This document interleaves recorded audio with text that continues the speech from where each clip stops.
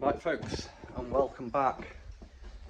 It's a miserable day, but that's actually quite nice. And we're getting a wee bit fed up of all the sun and the heat and 30 degrees. I don't know what temperature is today, but I'd say it's about 16 or 17 degrees, but it's lovely. We got the Landrover chassis in the workshop Friday evening, myself and Heather did. So we've turned it over with the digger when it was outside, and then we brought it in. I did a small video last weekend. I've actually made like a trolley for going around the workshop. It's just a Euro pallet with a sheet of scrap ply on the top, a sheet of scrap ply on the bottom, and I've put 4 little casters, 100mm casters out of Screwfix on. It works really well.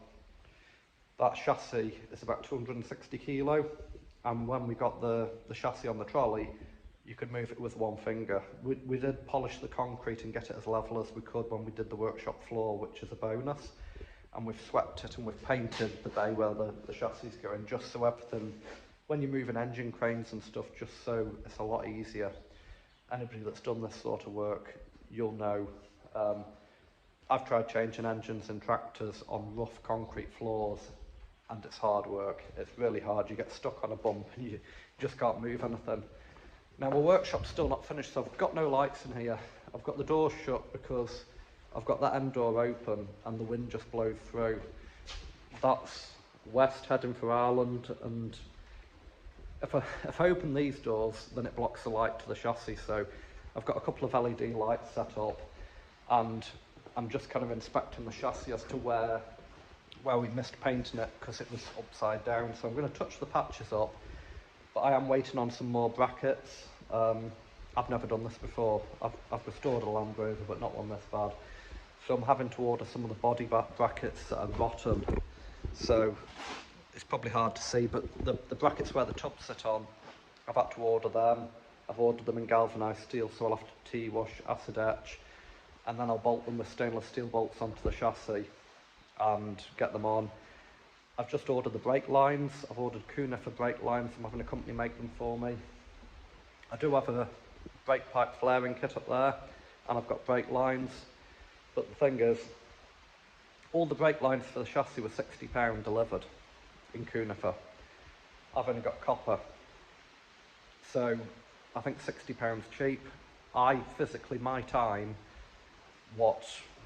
I'm really busy just now, and what I earn elsewhere, I couldn't make them for £60 in my time, never mind the materials. So I've bought them all, then I'll buy the little flexies. I've got the back axle off. Again, we're struggling for light. The back axle was a bit of a nightmare. The springs were jammed and everything. The springs are in good condition. The back axle is actually in remarkably good condition. I'll have a look at that in another video. But we're just working back to front, so I'll try and get light set up again. So we've got the back axle off, we've got the big arms up here we can't get off just now. We've dropped the exhaust down, exhaust's in good condition, so that'll get reused. There's various wiring looms and stuff here. I need to sort that out. We're going to probably try and pull the wiring loom out the chassis today, although it won't be reused. I want to just have a look if I can make my own or whether I've got to buy one. The ones that you buy are quite expensive. Some of these chassis brackets like this, they're not that dear to buy, but we could just build a new Land Rover, but I'm trying to reuse what I can, so I'm going to try and get these off in a minute. I'm soaking them with WD-40. I've started emptying the diesel tank. I can't find a drain plug on that, which is a bit of a problem. I've got extra supports on the chassis because I had it on blocks. Yesterday I had to lift the back up with a high lift jack to get the axle out, and the jack went over and it hit my leg, and it's skinned my leg.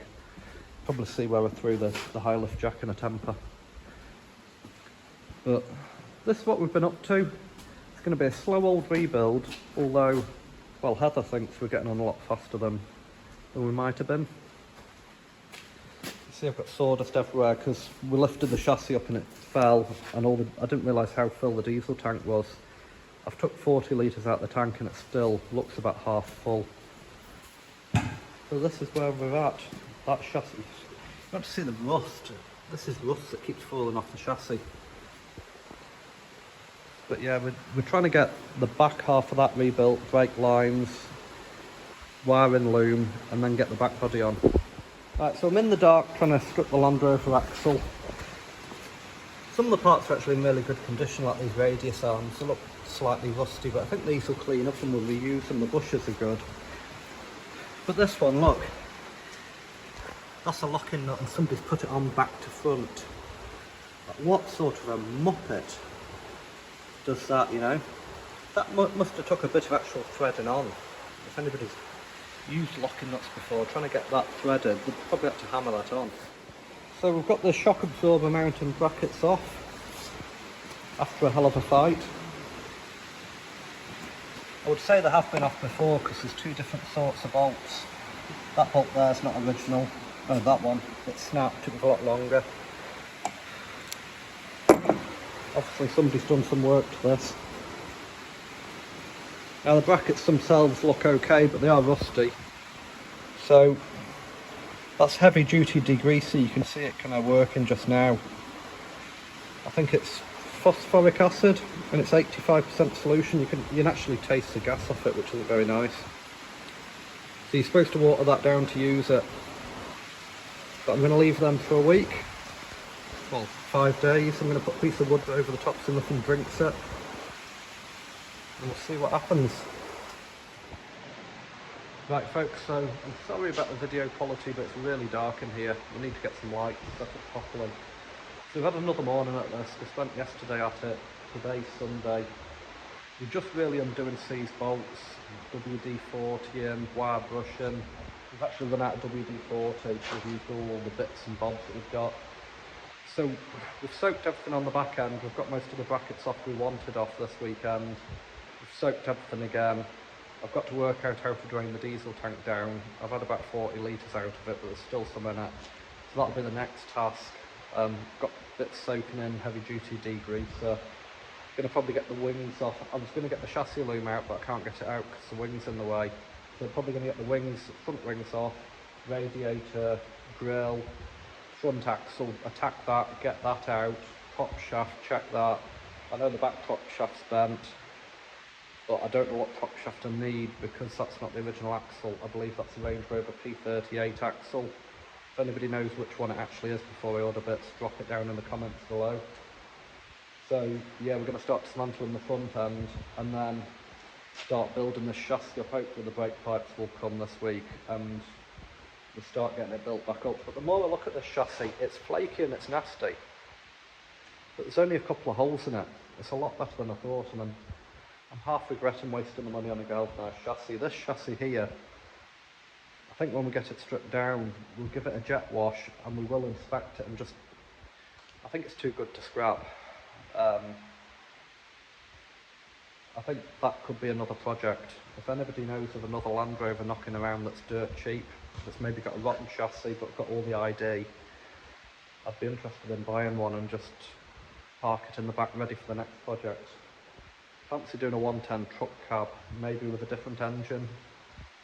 Fancy a Daihatsu 4-track 2.8 turbo engine. I've been looking at 4-tracks, and if I find one that's rotten with a good engine and box, we might do a bit of a hybrid build, but that's something for the future, maybe 5 years time. Anyway, click like and subscribe, ring that little bell and follow along for Project Nexi.